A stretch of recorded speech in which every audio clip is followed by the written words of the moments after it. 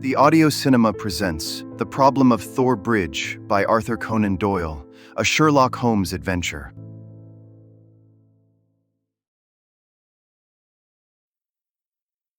Somewhere in the vaults of the Bank of Cox and Company at Charing Cross, there is a travel-worn and battered tin dispatch box with my name, John H. Watson, Maryland, late Indian Army, painted upon the lid. It is crammed with papers, nearly all of which are records of cases to illustrate the curious problems which Mr. Sherlock Holmes had at various times to examine. Some, and not the least interesting, were complete failures, and as such will hardly bear narrating since no final explanation is forthcoming. A problem without a solution may interest the student, but can hardly fail to annoy the casual reader. Among these unfinished tales is that of Mr. James Phillimore, who, stepping back into his own house to get his umbrella, was never more seen in this world. No less remarkable is that of the cutter Alicia, which sailed one spring morning into a small patch of mist from where she never again emerged, nor was anything further ever heard of herself and her crew. A third case worthy of note is that of Isidora Persano, the well-known journalist and duelist, who was found stark staring mad with a matchbox in front of him which contained a remarkable worm said to be unknown to science. Apart from these unfathomed cases, there are some which involve the secrets of private families to an extent which would mean consternation in many exalted quarters if it were thought possible that they might find their way into print. I need not say that such a breach of confidence is unthinkable, and that these records will be separated and destroyed now that my friend has time to turn his energies to the matter. There remain a considerable residue of cases of greater or less interest which I might have edited before, had I not feared to give the public a surfeit which might react upon the reputation of the man whom above all others I revere. In some I was myself concerned and can speak as an eyewitness, while in others I was either not present or played so small a part that they could only be told as by a third person. The following narrative is drawn from my own experience. It was a wild morning in October, and I observed as I was dressing how the last remaining leaves were being whirled from the solitary plane tree which graces the yard behind our house. I descended to breakfast prepared to find my companion in depressed spirits, for, like all great artists, he was easily impressed by his surroundings. On the contrary, I found that he had nearly finished his meal, and that his mood was particularly bright and joyous, with that somewhat sinister cheerfulness which was characteristic of his lighter moments. You have a case, Holmes. The faculty of deduction is certainly contagious, Watson. It has enabled you to probe my secret. Yes, I have a case. After a month of trivialities and stagnation, the wheels move once more. Might I share it? There is little to share, but we may discuss it when you have consumed the 2 hard-boiled eggs with which our new cook has favored us. Their condition may not be unconnected with the copy of the Family Herald which I observed yesterday upon the hall table. Even so trivial a matter as cooking an egg demands an attention which is conscious of the passage of time, and incompatible with the love romance in that excellent periodical. A quarter of an hour later, the table had been cleared and we were face to face. He had drawn a letter from his pocket. You have heard of Neil Gibson, the Gold King? You mean the American senator? Well, he was once senator for some western state, but is better known as the greatest gold mining magnate in the world. Yes, I know of him. He has surely lived in England for some time. His name is very familiar. Yes, he bought a considerable estate in Hampshire some 5 years ago. Possibly you have already heard of the tragic end of his wife? Of course, I remember it now. That is why the name is familiar, but I really know nothing of the details. Holmes waved his hand towards some papers on a chair. I had no idea that the case was coming my way, or I should have had my extracts ready. The fact is that the problem, though exceedingly sensational, appeared to present no difficulty. The interesting personality of the accused does not obscure the clearness of the evidence. That was the view taken by the coroner's jury, and also in the police court proceedings. It is now referred to the assizes at Winchester. I fear it is a thankless business. I can discover facts, Watson, but I cannot change them. Unless some entirely new and unexpected ones come to light, I do not see what my client can hope for. Your client? I forgot I had not told you. I am getting into your involved habit, Watson, of telling a story backwards. You had best read this first. The letter which he handed to me, written in a bold, masterful hand, ran as follows. Claridge's Hotel, the 3rd of October. Dear Mr. Sherlock Holmes, I can't see the best woman God ever made go to her death without doing all that is possible to save her. I can't explain things. I can't even try to explain them, but I know beyond all doubt that Miss Dunbar is innocent. You know the facts, who doesn't? It has been the gossip of the country, and never a voice raised for her. It is the damned injustice of it all that makes me crazy. That woman has a heart that wouldn't let her kill a fly. Well, I'll come at 11 tomorrow and see if you can get some ray of light in the dark. Maybe I have a clue and don't know it. Anyhow, all I know and all I have and all I am are for your use if only you can save her. If ever in your life you showed your powers, put them now into this case. Yours faithfully, J. Neil Gibson. There you have it, said Sherlock Holmes, knocking out the ashes of his after-breakfast pipe and slowly refilling it. That is the gentleman I await. As to the story, you have hardly time to master all these papers, so I must give it to you in a nutshell if you are to take an intelligent interest in the proceedings. This man is the greatest financial power in the world, and a man, as I understand, of most violent and formidable character. He married a wife, the victim of this tragedy, of whom I know nothing save that she was past her prime, which was the more unfortunate as a very attractive governess superintended the education of 2 young children. These are the 3 people concerned, and the scene is a grand old manor house, the center of an historical English estate. Then, as to the tragedy. The wife was found in the grounds nearly half a mile from the house, late at night, clad in her dinner dress, with a shawl over her shoulders and a revolver bullet through her brain. No weapon was found near her, and there was no local clue as to the murder. No weapon near her, Watson, mark that. The crime seems to have been committed late in the evening, and the body was found by a gamekeeper about 11 o'clock, when it was examined by the police and by a doctor before being carried up to the house. Is this too condensed, or can you follow it clearly? It is all very clear, but why suspect the governess? Well, in the first place, there is some very direct evidence. A revolver with 1 discharged chamber and a caliber, which corresponded with the bullet, was found on the floor of her wardrobe. His eyes fixed, and he repeated in broken words, on the floor of her wardrobe. Then he sank into silence, and I saw that some train of thought had been set moving which I should be foolish to interrupt. Suddenly, with a start, he emerged into brisk life once more. Yes, Watson, it was found. Pretty damning, eh? So the 2 juries thought, then the dead woman had a note upon her making an appointment at that very place and signed by the governess. How is that? Finally, there is the motive. Senator Gibson is an attractive person. If his wife dies, who more likely to succeed her than the young lady who had already by all accounts received pressing attentions from her employer? Love, fortune, power, all depending upon one middle-aged life. Ugly, Watson. Very ugly. Yes, indeed, Holmes. Nor could she prove an alibi. On the contrary, she had to admit that she was down near Thor Bridge. That was the scene of the tragedy about that hour. She couldn't deny it, for some passing villager had seen her there. That really seems final. And yet, Watson, and yet... This bridge, a single broad span of stone with balustrated sides, carries the drive over the narrowest part of a long, deep reed-girt sheet of water. Thor Mere it is called. In the mouth of the bridge lay the dead woman. Such are the main facts, but here, if I mistake not, is our client, considerably before his time. Billy had opened the door, but the name which he announced was an unexpected one. Mr. Marlowe Bates was a stranger to both of us. He was a thin, nervous wisp of a man with frightened eyes, and a twitching, hesitating manner, a man whom my own professional eye would judge to be on the brink of an absolute nervous breakdown. You seem agitated, Mr. Bates. Pray sit down. I fear I can only give you a short time, for I have an appointment at 11. I know you have. Mr. Gibson is coming. Mr. Gibson is my employer. I am manager of his estate. Mr. Holmes, he is a villain, an infernal villain. Strong language, Mr. Bates. I have to be emphatic, Mr. Holmes, for the time is so limited. I would not have him find me here for the world.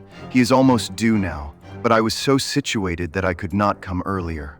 His secretary, Mr. Ferguson, only told me this morning of his appointment with you. And you are his manager? I have given him notice. In a couple of weeks I shall have shaken off his accursed slavery. A hard man, Mr. Holmes, hard to all about him.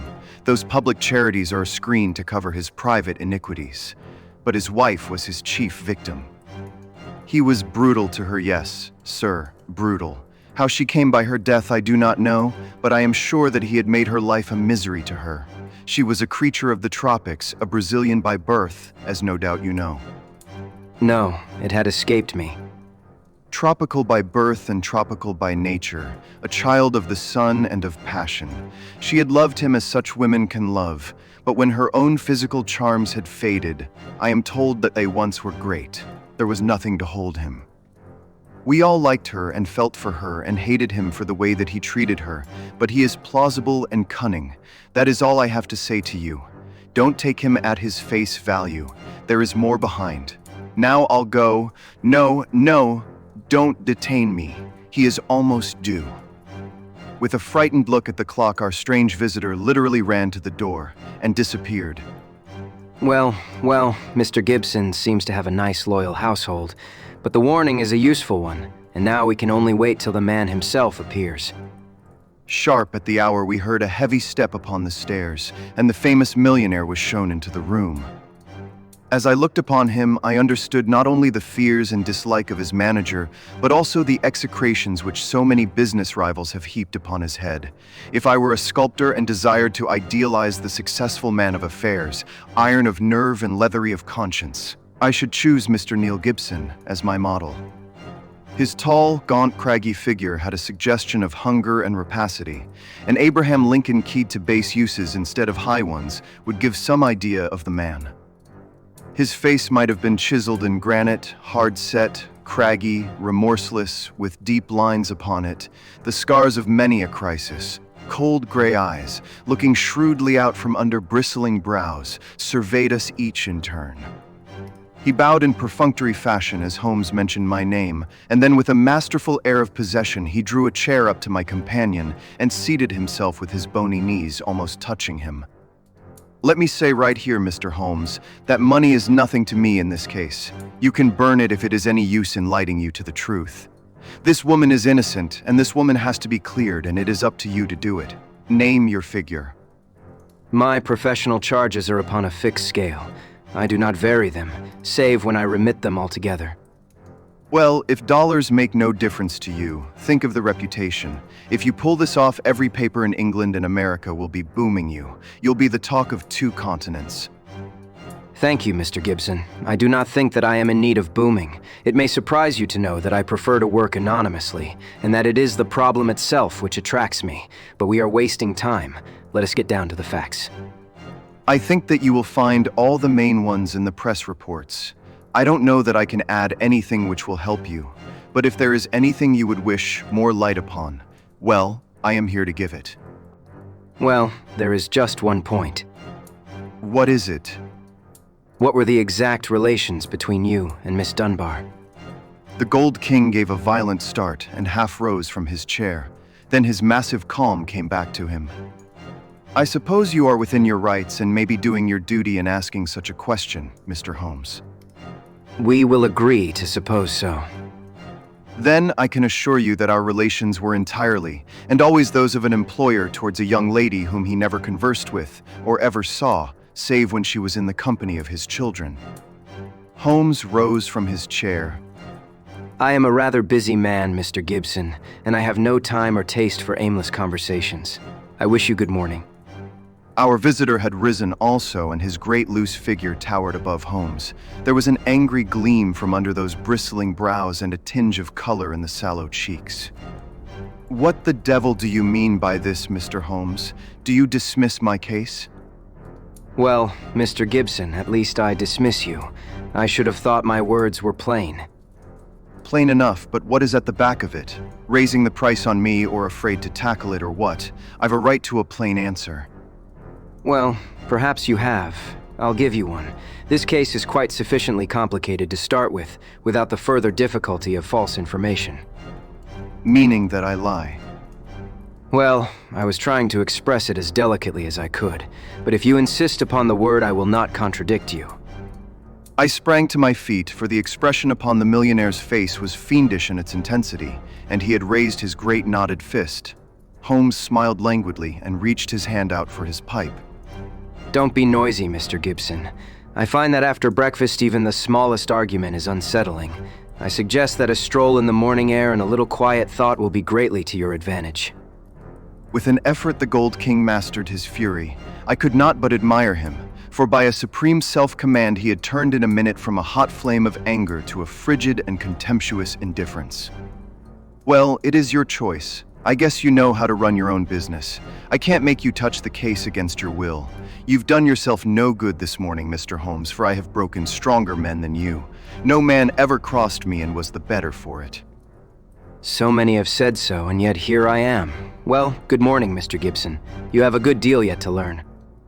Our visitor made a noisy exit, but Holmes smoked in imperturbable silence, with dreamy eyes fixed upon the ceiling. Any views, Watson? Well, Holmes, I must confess that when I consider that this is a man who would certainly brush any obstacle from his path, and when I remember that his wife may have been an obstacle and an object of dislike, as that man Bates plainly told us, it seems to me. Exactly, and to me also. But what were his relations with the governess, and how did you discover them? Bluff, Watson, bluff.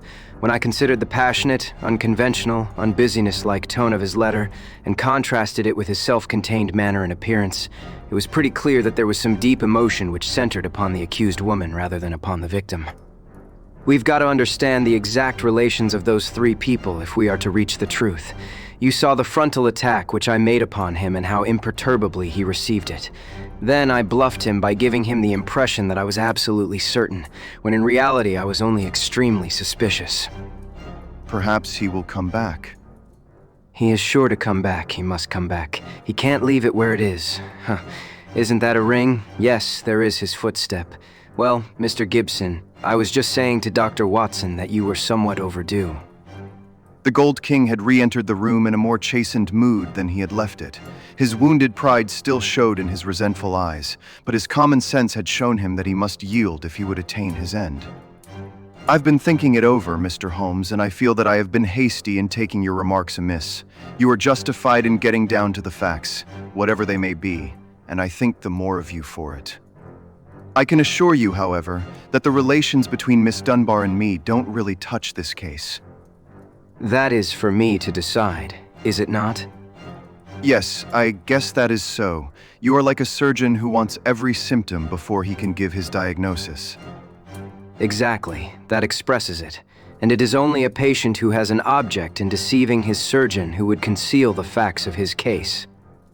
That may be so, but you will admit, Mr. Holmes, that most men would shy off a bit when they are asked point blank what their relations with a woman may be, if there is really some serious feeling in the case. I guess most men have a little private reserve of their own in some corner of their souls where they don't welcome intruders, and you burst suddenly into it, but the object excuses you, since it was to try and save her. Well, the stakes are down and the reserve open, and you can explore where you will. What is it you want? The truth. The Gold King paused for a moment as one who marshals his thoughts. His grim, deep-lined face had become even sadder and more grave. I can give it to you in a very few words, Mr. Holmes. There are some things that are painful as well as difficult to say, so I won't go deeper than is needful. I met my wife when I was gold hunting in Brazil. Maria Pinto was the daughter of a government official at Manaus, and she was very beautiful. I was young and ardent in those days, but even now, as I look back with colder blood and a more critical eye, I can see that she was rare and wonderful in her beauty. It was a deep, rich nature, too, passionate, wholehearted, tropical, ill-balanced, very different from the American women whom I had known. Well, to make a long story short, I loved her and I married her. It was only when the romance had passed, and it lingered for years, that I realized that we had nothing, absolutely nothing in common. My love faded. If hers had faded also, it might have been easier, but you know the wonderful way of women. Do what I might, nothing could turn her from me. If I have been harsh to her, even brutal as some have said, it has been because I knew that if I could kill her love, or if it turned to hate, it would be easier for both of us. But nothing changed her. She adored me in those English woods as she had adored me 20 years ago on the banks of the Amazon. Do what I might, she was as devoted as ever. Then came Miss Grace Dunbar. She answered our advertisement and became governess to our 2 children.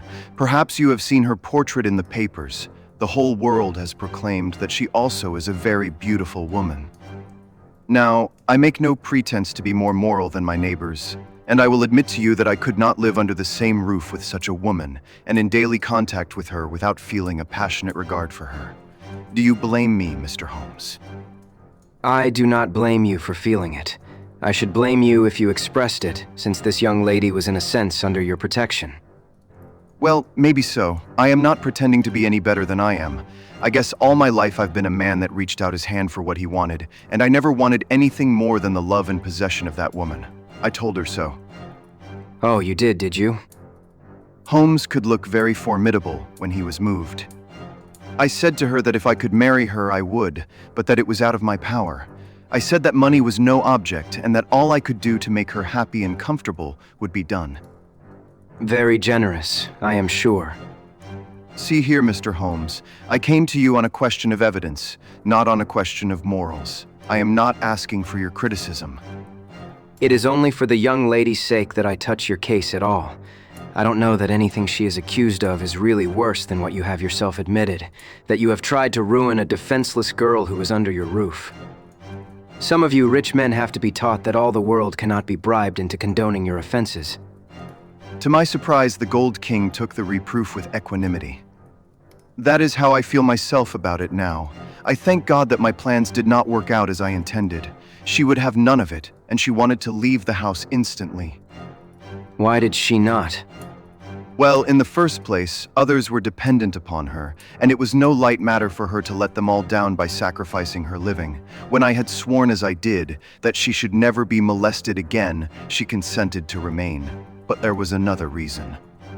She knew the influence she had over me, and that it was stronger than any other influence in the world. She wanted to use it for good. How? Well, she knew something of my affairs. They are large, Mr. Holmes, large beyond the belief of an ordinary man. I can make or break, and it is usually break. It wasn't individuals only. It was communities, cities, even nations. Business is a hard game, and the weak go to the wall. I played the game for all it was worth. I never squealed myself, and I never cared if the other fellow squealed. But she saw it different. I guess she was right. She believed and said that a fortune for one man that was more than he needed should not be built on 10,000 ruined men who were left without the means of life. That was how she saw it, and I guess she could see past the dollars to something that was more lasting. She found that I listened to what she said, and she believed she was serving the world by influencing my actions. So she stayed, and then this came along. Can you throw any light upon that? The Gold King paused for a minute or more, his head sunk in his hands, lost in deep thought. It is very black against her. I can't deny that, and women lead an inward life and may do things beyond the judgment of a man.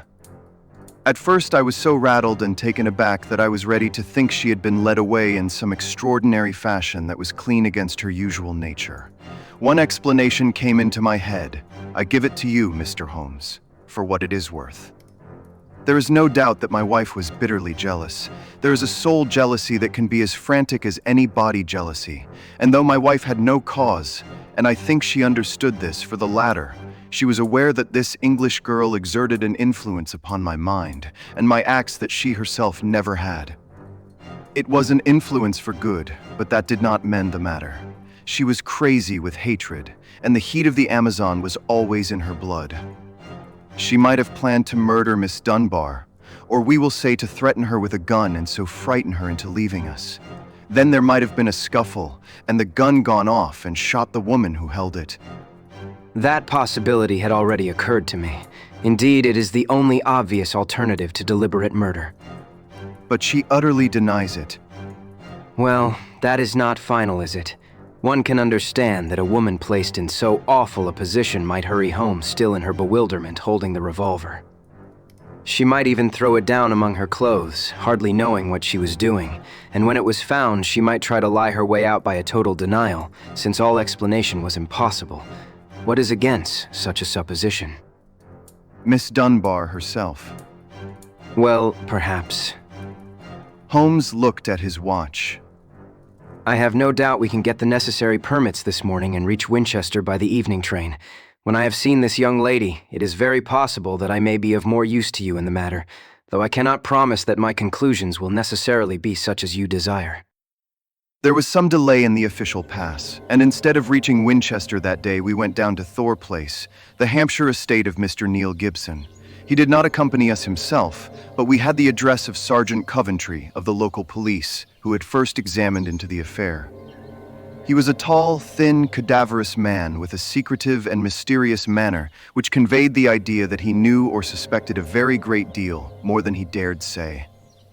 He had a trick, too, of suddenly sinking his voice to a whisper, as if he had come upon something of vital importance, though the information was usually commonplace enough. Behind these tricks of manner, he soon showed himself to be a decent, honest fellow who was not too proud to admit that he was out of his depth and would welcome any help.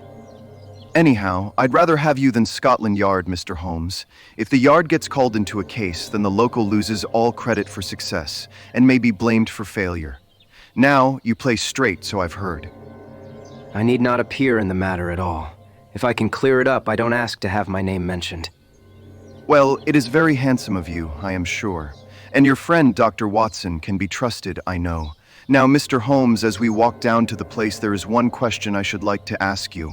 I'd breathe it to no soul but you. Don't you think there might be a case against Mr. Neil Gibson himself? I have been considering that. You've not seen Miss Dunbar. She is a wonderful fine woman in every way. He may well have wished his wife out of the road, and these Americans are readier with pistols than our folk are. It was his pistol, you know. Was that clearly made out? Yes, sir. It was one of a pair that he had. One of a pair? Where is the other? Well, the gentleman has a lot of firearms of one sort and another. We never quite matched that particular pistol, but the box was made for two. If it was one of a pair, you should surely be able to match it.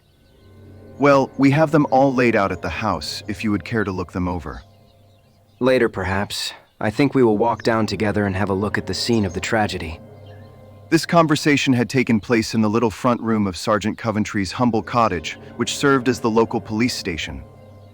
A walk of half a mile or so across a wind-swept heath, all gold and bronze with the fading ferns, brought us to a side gate opening into the grounds of the Thor Place estate. A path led us through the pheasant preserves, and then from a clearing we saw the widespread, half-timbered house, half Tudor and half Georgian, upon the crest of the hill. Beside us there was a long, reedy pool, constricted in the center where the main carriage drive passed over a stone bridge, but swelling into small lakes on either side. Our guide paused at the mouth of this bridge, and he pointed to the ground. That was where Mrs. Gibson's body lay. I marked it by that stone. I understand that you were there before it was moved. Yes, they sent for me at once. Who did? Mr. Gibson himself. The moment the alarm was given and he had rushed down with others from the house, he insisted that nothing should be moved until the police should arrive. That was sensible. I gathered from the newspaper report that the shot was fired from close quarters. Yes, sir, very close. Near the right temple. Just behind it, sir. How did the body lie? On the back, sir, no trace of a struggle. No marks, no weapon. The short note from Miss Dunbar was clutched in her left hand. Clutched, you say? Yes, sir. We could hardly open the fingers. That is of great importance. It excludes the idea that anyone could have placed the note there after death in order to furnish a false clue. Dear me, the note, as I remember, was quite short. I will be at Thor Bridge at 9 o'clock, Dunbar. Was that not so? Yes, sir. Did Miss Dunbar admit writing it? Yes, sir. What was her explanation? Her defense was reserved for the assizes. She would say nothing. The problem is certainly a very interesting one. The point of the letter is very obscure, is it not?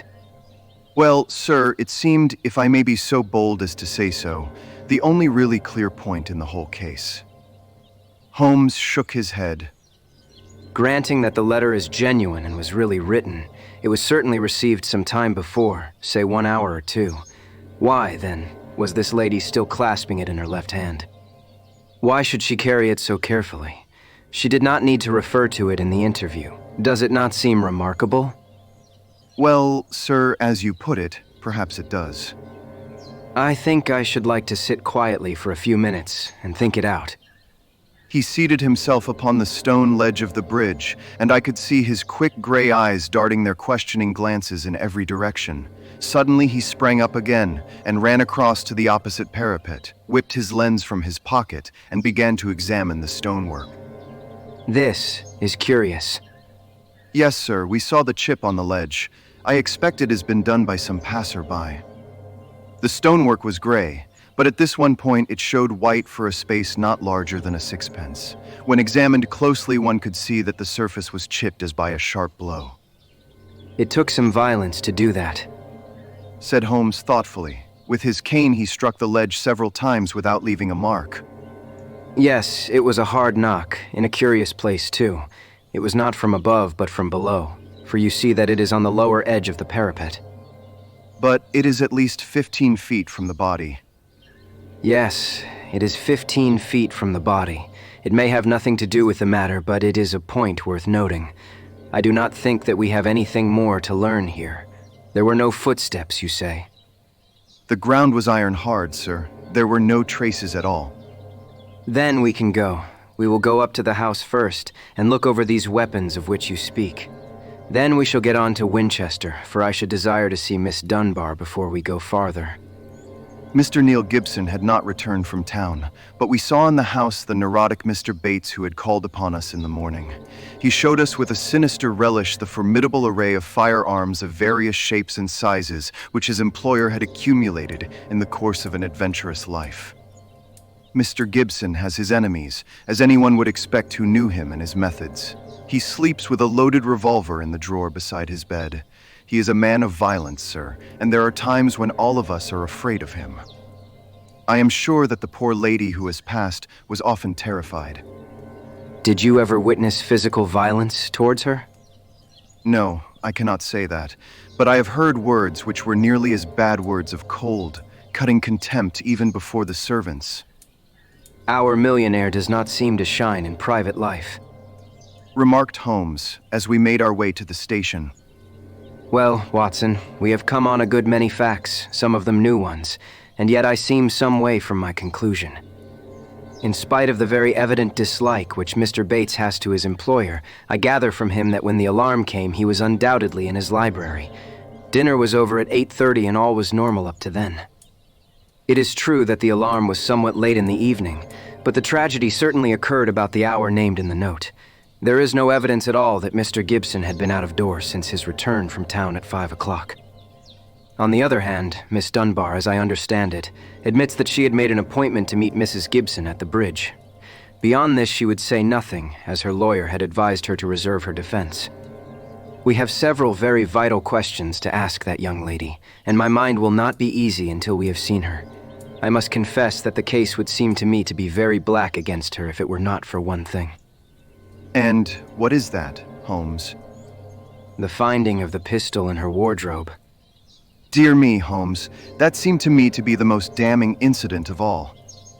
Not so, Watson. It had struck me even at my first perfunctory reading as very strange, and now that I am in closer touch with the case, it is my only firm ground for hope. We must look for consistency. Where there is a want of it, we must suspect deception. I hardly follow you.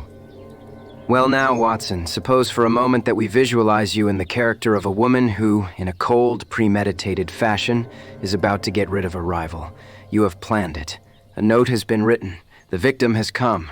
You have your weapon. The crime is done. It has been workmanlike and complete. Do you tell me that after carrying out so crafty a crime, you would now ruin your reputation as a criminal by forgetting to fling your weapon into those adjacent reed beds which would forever cover it? But you must needs carry it carefully home and put it in your own wardrobe, the very first place that would be searched. Your best friends would hardly call you a schemer, Watson. and yet I could not picture you doing anything so crude as that. In the excitement of the moment. No, Watson. I will not admit that it is possible. Where a crime is coolly premeditated, then the means of covering it are coolly premeditated also. I hope, therefore, that we are in the presence of a serious misconception. But there is so much to explain. Well, we shall set about explaining it. When once your point of view is changed, the very thing which was so damning becomes a clue to the truth. For example, there is this revolver. Miss Dunbar disclaims all knowledge of it. On our new theory, she is speaking truth when she says so. Therefore, it was placed in her wardrobe. Who placed it there? Someone who wished to incriminate her. Was not that person the actual criminal? You see how we come at once upon a most fruitful line of inquiry. We were compelled to spend the night at Winchester as the formalities had not yet been completed, but next morning, in the company of Mr. Joyce Cummings, the rising barrister who was entrusted with the defense, we were allowed to see the young lady in her cell. I had expected from all that we had heard to see a beautiful woman, but I can never forget the effect which Miss Dunbar produced upon me. It was no wonder that even the masterful millionaire had found in her something more powerful than himself, something which could control and guide him. One felt, too, as one looked at that strong, clear-cut, and yet sensitive face, that even should she be capable of some impetuous deed, nonetheless there was an innate nobility of character which would make her influence always for the good. She was a brunette, tall, with a noble figure and commanding presence, but her dark eyes had in them the appealing, helpless expression of the hunted creature who feels the nets around it, but can see no way out from the toils. Now, as she realized the presence and the help of my famous friend, there came a touch of color in her wan cheeks, and a light of hope began to glimmer in the glance which she turned upon us. Perhaps Mr. Neil Gibson has told you something of what occurred between us. Yes, you need not pain yourself by entering into that part of the story. After seeing you, I am prepared to accept Mr. Gibson's statement, both as to the influence which you had over him and as to the innocence of your relations with him. But why was the whole situation not brought out in court? It seemed to me incredible that such a charge could be sustained. I thought that if we waited, the whole thing must clear itself up without our being compelled to enter into painful details of the inner life of the family. But I understand that far from clearing, it has become even more serious. My dear young lady, I beg you to have no illusions upon the point. Mr. Cummings here would assure you that all the cards are at present against us, and that we must do everything that is possible if we are to win clear. It would be a cruel deception to pretend that you are not in very great danger. Give me all the help you can, then, to get at the truth. I will conceal nothing. Tell us, then, of your true relations with Mr. Gibson's wife. She hated me, Mr. Holmes. She hated me with all the fervor of her tropical nature. She was a woman who would do nothing by halves, and the measure of her love for her husband was the measure also of her hatred for me. It is probable that she misunderstood our relations.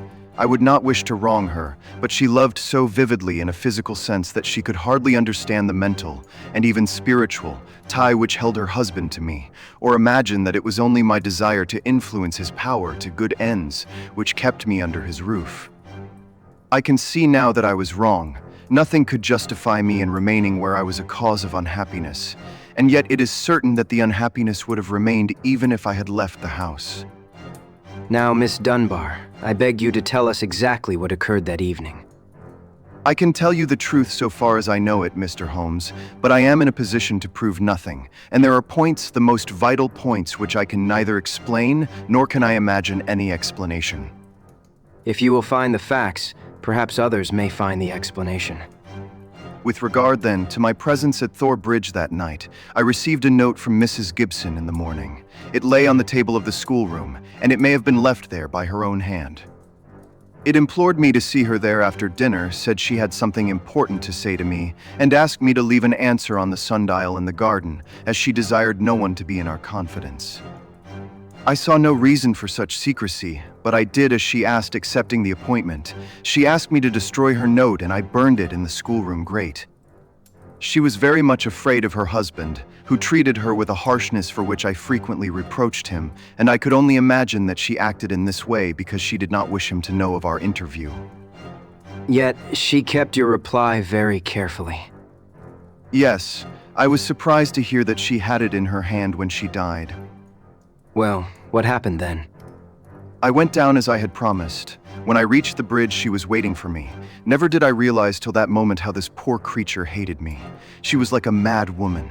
Indeed, I think she was a mad woman, subtly mad with the deep power of deception which insane people may have. How else could she have met me with unconcern every day and yet had so raging a hatred of me in her heart? I will not say what she said. She poured her whole wild fury out in burning and horrible words. I did not even answer. I could not. It was dreadful to see her. I put my hands to my ears and rushed away. When I left her, she was standing still, shrieking out her curses at me, in the mouth of the bridge. Where she was afterwards found. Within a few yards from the spot. And yet, presuming that she met her death shortly after you left her, you heard no shot. No, I heard nothing. But indeed, Mr. Holmes, I was so agitated and horrified by this terrible outbreak that I rushed to get back to the peace of my own room, and I was incapable of noticing anything which happened. You say that you returned to your room. Did you leave it again before next morning? Yes. When the alarm came that the poor creature had met her death, I ran out with the others. Did you see Mr. Gibson? Yes, he had just returned from the bridge when I saw him. He had sent for the doctor and the police. Did he seem to you much perturbed? Mr. Gibson is a very strong, self-contained man. I do not think that he would ever show his emotions on the surface, but I, who knew him so well, could see that he was deeply concerned. Then we come to the all-important point. This pistol that was found in your room. Had you ever seen it before? Never. I swear it. When was it found? Next morning, when the police made their search. Among your clothes? Yes, on the floor of my wardrobe under my dresses. You could not guess how long it had been there. It had not been there the morning before. How do you know? Because I tidied out the wardrobe. That is final. Then someone came into your room and placed the pistol there in order to inculpate you. It must have been so. And when? It could only have been at mealtime, or else at the hours when I would be in the schoolroom with the children. As you were when you got the note? Yes, from that time onwards for the whole morning. Thank you, Miss Dunbar. Is there any other point which could help me in the investigation? I can think of none. There was some sign of violence on the stonework of the bridge, a perfectly fresh chip just opposite the body. Could you suggest any possible explanation of that? Surely it must be a mere coincidence. Curious, Miss Dunbar, very curious. Why should it appear at the very time of the tragedy, and why at the very place? But what could have caused it? Only great violence could have such an effect. Holmes did not answer. His pale, eager face had suddenly assumed that tense, faraway expression which I had learned to associate with the supreme manifestations of his genius. So evident was the crisis in his mind that none of us dared to speak, and we sat, barrister, prisoner, and myself, watching him in a concentrated and absorbed silence. Suddenly he sprang from his chair, vibrating with nervous energy and the pressing need for action. Come, Watson, come. What is it, Mr. Holmes? Never mind, my dear lady. You will hear from me, Mr. Cummings. With the help of the God of Justice, I will give you a case which will make England ring. You will get news by tomorrow, Miss Dunbar, and meanwhile, take my assurance that the clouds are lifting and that I have every hope that the light of truth is breaking through.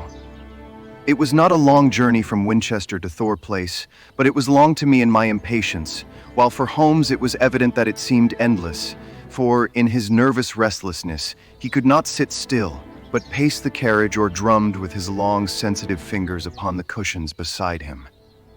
Suddenly, however, as we neared our destination, he seated himself opposite to me. We had a first-class carriage to ourselves, and laying a hand upon each of my knees, he looked into my eyes with the peculiarly mischievous gaze which was characteristic of his more imp-like moods.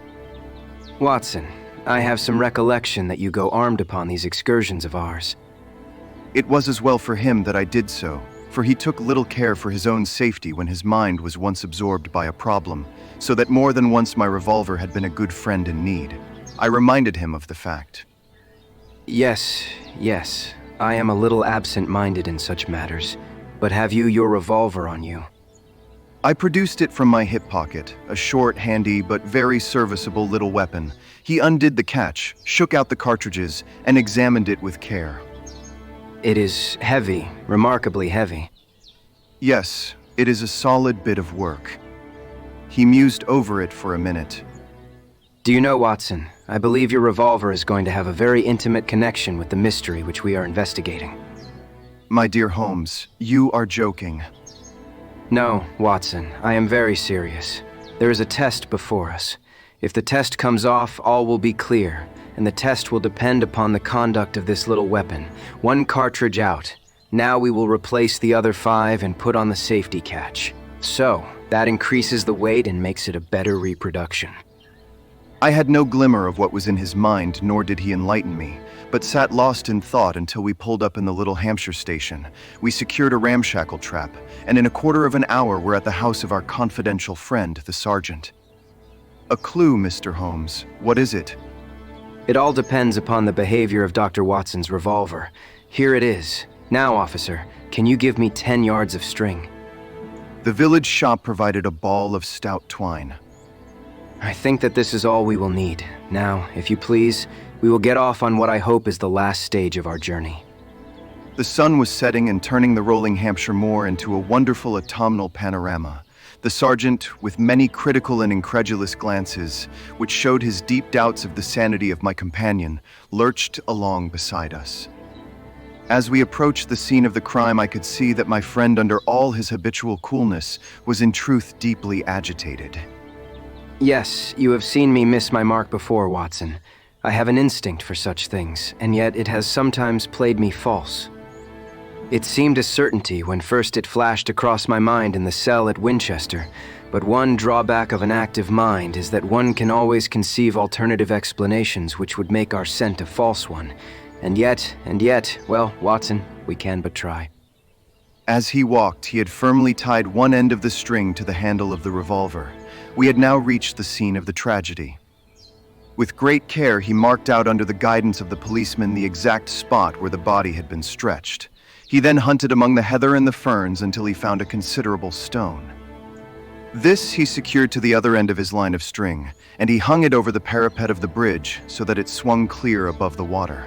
He then stood on the fatal spot, some distance from the edge of the bridge, with my revolver in his hand, the string being taut between the weapon and the heavy stone on the farther side.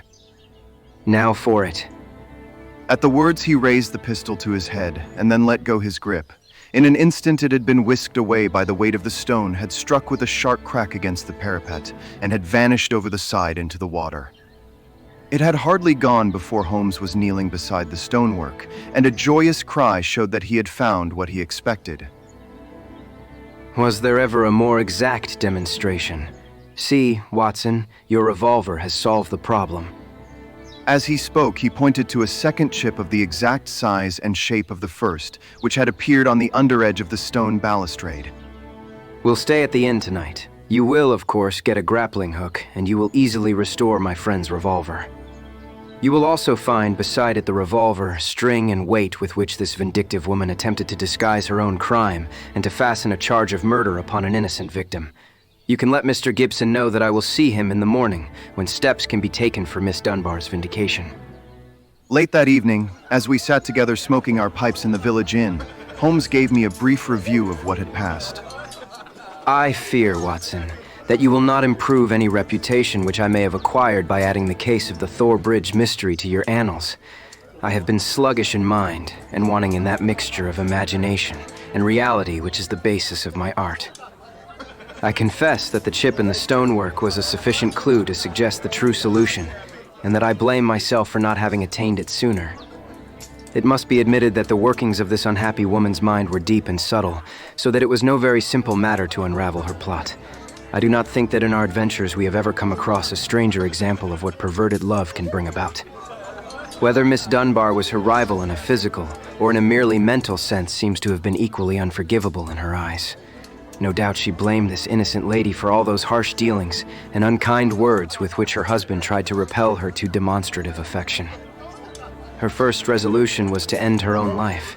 Her Her second was to do it in such a way as to involve her victim in a fate which was worse far than any sudden death could be. We can follow the various steps quite clearly, and they show a remarkable subtlety of mind. A note was extracted very cleverly from Miss Dunbar, which would make it appear that she had chosen the scene of the crime. In her anxiety that it should be discovered, she somewhat overdid it by holding it in her hand to the last. This alone should have excited my suspicions earlier than it did. Then she took one of her husband's revolvers. There was, as you saw, an arsenal in the house and kept it for her own use.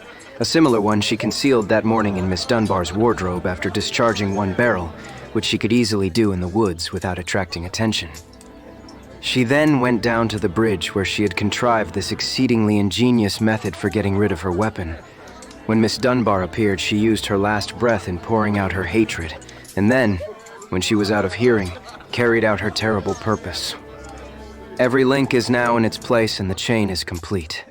The papers may ask why the mirror was not dragged in the first instance, but it is easy to be wise after the event, and in any case, the expanse of a reed-filled lake is no easy matter to drag unless you have a clear perception of what you are looking for and where. Well, Watson, we have helped a remarkable woman, and also a formidable man. Should they in the future join their forces, as seems not unlikely, the financial world may find that Mr. Neil Gibson has learned something in that schoolroom of sorrow, where our earthly lessons are taught.